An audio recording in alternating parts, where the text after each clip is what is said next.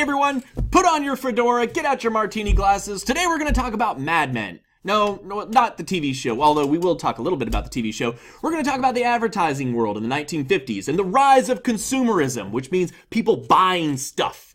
The 1950s, if you remember from our last video, saw an economic boom, the likes of which we had never seen before. People could move to suburbs, they could buy homes, they could buy cars, TVs eventually. And all of this is going to create an opening for consumerism, which is to say that it's also going to open up an avenue for advertising and to say why you need to buy that stuff, the psychology behind it. So for today, you need to have in your notes this titled "The 1950s Prosperity and Consumerism Part 2, and away we go. So, during the 1950s, industrial jobs began to disappear. They were starting to move overseas, the making things. And while white-collar jobs kind of increased, and finances increased as well. So what white-collar jobs, the difference between a blue-collar job and a white-collar job. A blue-collar job would be like manual labor. They'd be working in a factory, working on farms, something where you're using your hands, you're creating things. On the flip side, a white-collar job might be an executive or a businessman working in an office, or a secretary or a nurse, something that is a profession oftentimes that is not necessarily created. It's not something that you're toiling away with your hands creating it yourself. The newly expanded industry of advertising encouraged Americans to buy new goods, such as TVs, cosmetics, and frozen TV dinners. Yes, I know, those gross things you see in the frozen area of your grocery store used to be really super popular in the 1950s. The television show Mad Men, that maybe some of you have seen before, that aired on AMC for years, that is all about the advertising industry in the 1950s, among other storylines, but that's the main setup of the show. And it was all about how do we get people to buy stuff. And so advertising really sees its heyday during this time period. And a lot of the things and the ways that companies get you to buy stuff today comes from this exact time. Now, the consumer culture, as it's called, the consumption of goods soon became one of the driving forces behind the economy. Remember, as industrial jobs, as factory jobs, as making stuff started to go away, you have to be able to fund an economy and have people make money. And so one of the ways is through buying stuff. You buy goods, it keeps people in jobs because their company is making money to be able to pay them. Shopping malls sprout up in the suburbs across the United States. And when Americans could not afford to purchase, they relied on something called credit, the precursors to credit cards, which many of you will eventually find out a lot. Go gentle on the credit cards. When they offer you those in college when you turn 18 years old, just deny it. It's better. You don't really want to get yourself mired in debt. I had quite a lot for a while. Now, this differed greatly from kind of the thrifty nature of the Great Depression. My grandmother grew up in the Great Depression. She learned to save everything and not waste anything. In the 1950s, my parents saw things a lot differently. They're not as thrifty as my grandmother is. They're willing to part with things and go out and buy something new because they feel like they need it. And a lot of that comes from this era, and it comes from commercials. As you see here, there's TV sets right there. There's TV sets that were all over the place and became the rage. You get Life cereal. You get a lot of other well-known products that come out of this time period. The U.S. also became a nation of automobile owners. Remember, Eisenhower helped build the interstate system that we have today. Suburbs sprouted up along the interstate, but you can't take a train on the interstate. You need a car.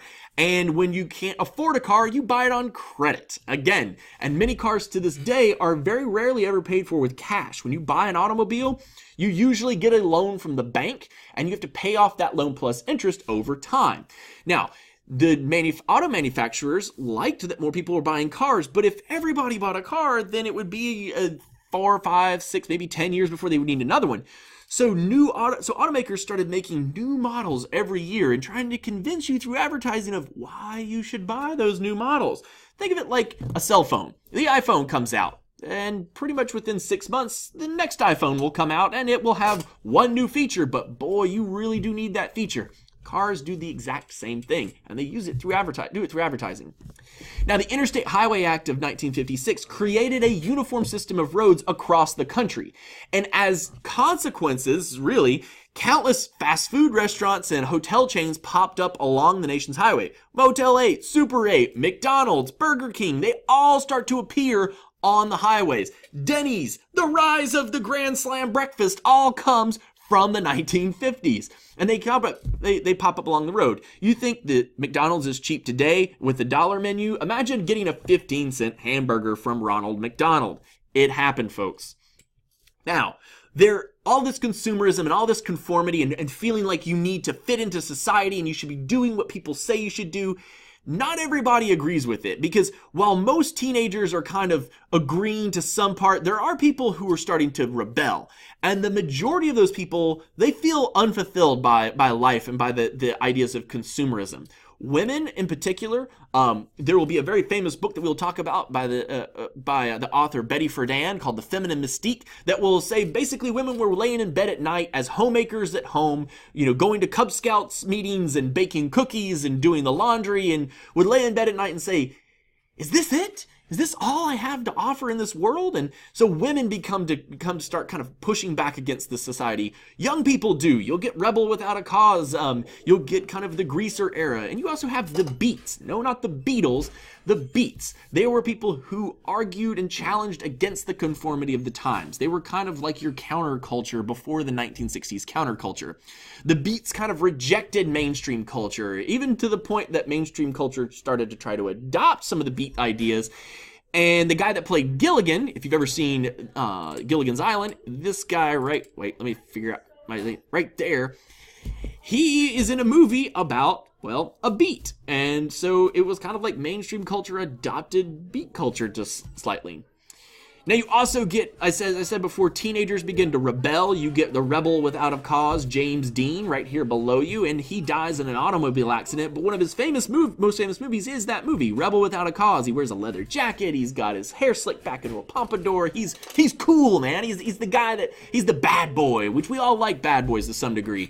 Youths begin to challenge the conformity during this time period, and they embraced rock and roll, which we will talk about in our next video, and which was really like a type of music that crossed racial boundaries. It used kind of black artists and black music, took their music and kind of brought it into white American culture, and was largely adopted by white teenagers. The most popular images of the time are leather jackets, greasers. Think of like the movie Grease itself. Danny Zuko is that ideal, right? Women who rebelled against the times often wore leather themselves, but for the most part, they're wearing poodle skirts and bobby socks and having their hair in ponytails and wearing Letterman sweaters. That is kind of the push and pull that are going on. There's people who are rebelling against society as teenagers, but then there's also people who are very much conforming and trying to fit in and be cool and just make it in this world. So that's it. That's the biggest things you need to talk about. You need to know. We will talk much more about kind of consumerism and conformity and how all this fits together and all this starts to make people really question what's going on in life and what's really out there. But for now, just make sure you have this in your notes. If you have any other questions, make sure you add that to the question section of your notes as well. And I will see you next time. Have a great rest of your day, everybody. Bye-bye.